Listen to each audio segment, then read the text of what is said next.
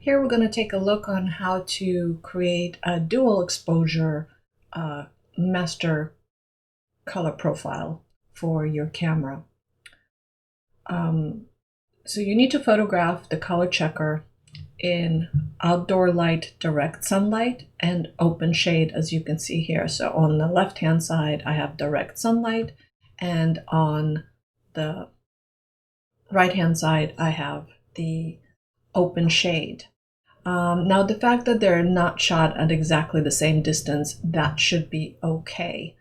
So let's go ahead and try and do that. So we have two raw files. Make sure that they are raw files, and I can see right now that I'm not in the raw file. One of them is not raw file, so I'm going to press on the letter G, and I need to make sure that I'm selecting two images that are raw. So instead of selecting this one, I need to select this one and then make sure that the other one is also raw. So mine are Fuji cameras, so it's RAFs. But you might have converted yours to DNG, which is fine.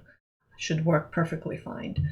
So now I'm going to choose File, Export. I'm going to choose from the Export to X-Write presets, and I have the two selected. So I'm going to name it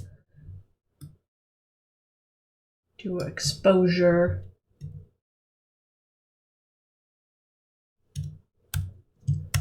XT3. That's just my camera. So that way I know what this is. And actually, let's change this a little bit. Make it all one word. But you don't have to. You can leave spaces, but just don't make this title too long, because then you won't see it. And I'm going to go ahead and click on Export. And off they go.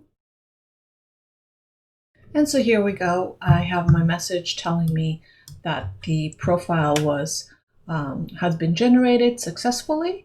So I'm going to go ahead and click OK. And I'm going to wait for the progress bar to finish up. And then I'm going to restart Lightroom.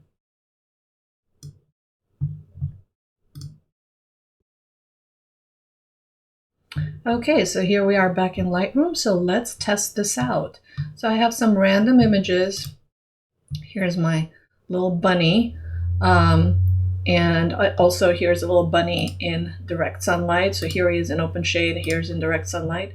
So let's see how this profile is going to work for us. Now, if you're asking why did I select both images to create one single profile, the reason being is that sometimes you are shooting outdoors in direct sun or in open shade, or in a warmer open shade or cooler open shade. So this profile is going to give you better color than what Lightroom can with its default profiles, and you're going to have a cleaner file. And you may not have to shoot this color checker for every single frame that you shoot or every single project that you shoot. This is going to be kind of a generic profile for your specific sensor. So here again, I must make sure that I am selecting a raw file, because if I select a JPEG, I won't see my profile. So make sure to select your raw file.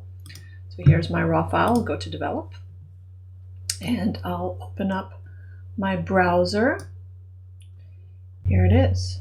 It's under Profiles 1, and here is my profile. So let's make this into a favorite profile. So I'm going to mark it as favorite. By the way, I'm looking at this as list. You see I changed it from grid to list, just so I can kind of scroll down and look for the names. And let's take a look at this image right here. So again, make sure it's not a JPEG but a RAW. So here's Adobe Color. This is usually what Adobe will give you. So close. So this is Adobe Color. So this is usually, if you don't apply any kind of profile whatsoever, this is what you will see. And here's what you're going to see with the profile that we just created. And let's see it next. Zoom in a little bit.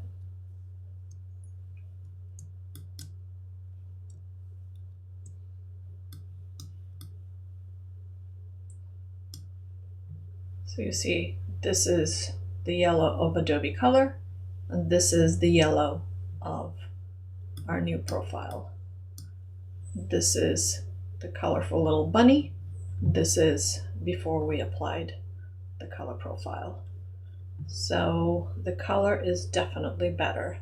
Let's take a look at color checker here as well, just so we can see it. So once again, we're going to select our colors. See how much brighter the blues are compared to kind of a dull blue? I have a nice blue right here.